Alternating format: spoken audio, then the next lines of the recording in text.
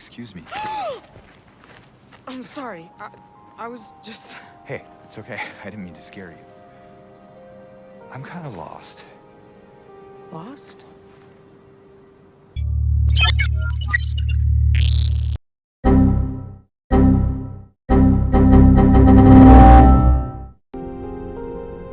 Lost? This overly dramatic reaction is intentional. It serves to elaborate on an important aspect of Angela's character, which I'm not so sure Blueber actually realizes. Way to go, Donna Burke. Yeah, I'm looking for Silent Hill. Is this the right way? Yeah. It's hard to see with this fog, but there's only the one road. You can't miss it. Thanks. But... I think you should stay away. This town, there's something wrong with it. And it's not just the fog, either.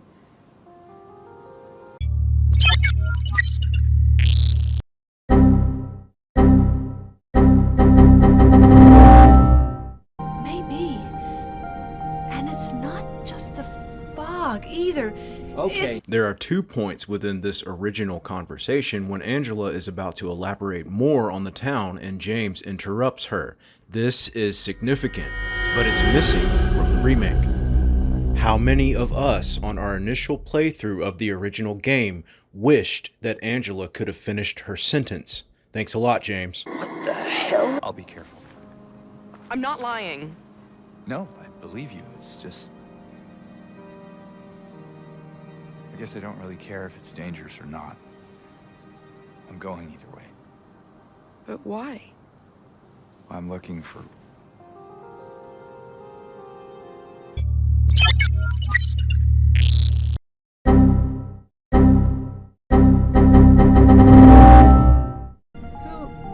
Who is it?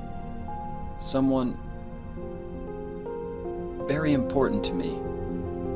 I'd do anything if I could be with her again. This is a subtle type of foreshadowing, and we all know how big the original game is on foreshadowing. This entire line is missing from the remake. Me too. I'm looking for my mama. My mother. It's been so long since I've seen her. I thought my father and brother were here, but I can't find them either.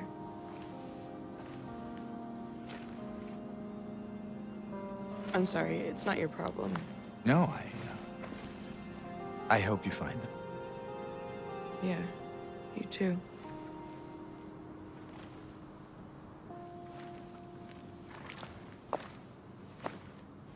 Okay, everyone, look, I get it. It's a remake. This means that the creators do have a license to redevelop certain aspects of whatever said thing is being made or recreated. And this can be a positive and reinvigorating process. For example, like when the band Tool reconstructed their song Push It from the Anima album. We've been trying something a little different this tour. We've been looking at one of our songs from a different angle, so we can hopefully kind of see it almost for the first time. We'd like to try that for you tonight. Is that okay? This enabled listeners to hear the music in a different way, which ultimately resulted in an even greater appreciation of the art itself.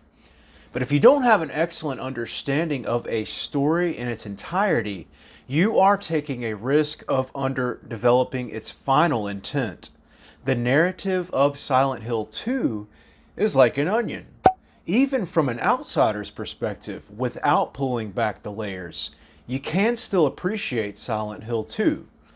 But it's not until you begin to dig into the heart of the story that you begin to realize how special it is.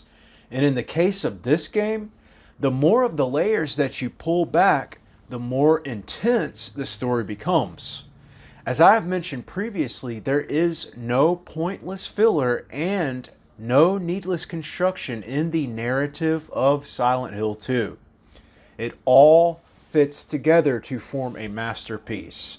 With that being said, if in solving the mystery of the story you discover an aspect that doesn't seem to fit, this should catch your attention. It should serve as motivation to go back and reconsider what you thought you knew.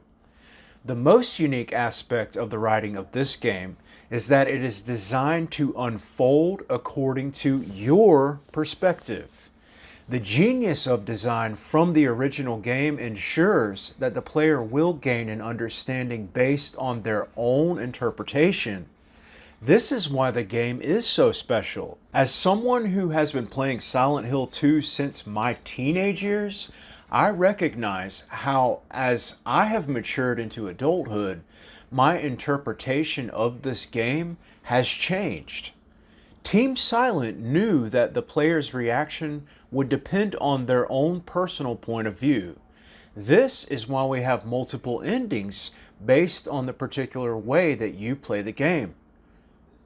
This design was created in such a way that it depends on the delicate balance of mechanics in order to properly work.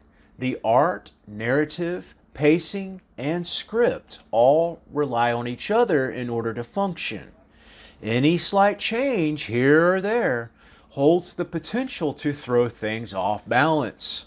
If a new developer gains access to an original and happens to like or dislike any given aspect from it, they may choose to make an adjustment to it that, from their perspective, would be considered as an improvement. But because this game is considered as art, any change made to the original could throw everything off kilter from the perspective of someone else. It is like the equivalent of someone walking up into the Louvre Museum in Paris and saying, "You know what? I love that painting of Mona Lisa. It's a masterpiece. I love her beautiful eyes the most. But you know what? She looks like she's squinting too much. I don't feel like you can see her eyes well enough. Leonardo da Vinci should have painted them to be more open.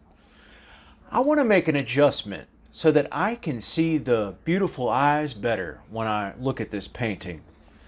And then they proceed to make their adjustment. To them, they may improve the clarity of what they appreciate the most about the art.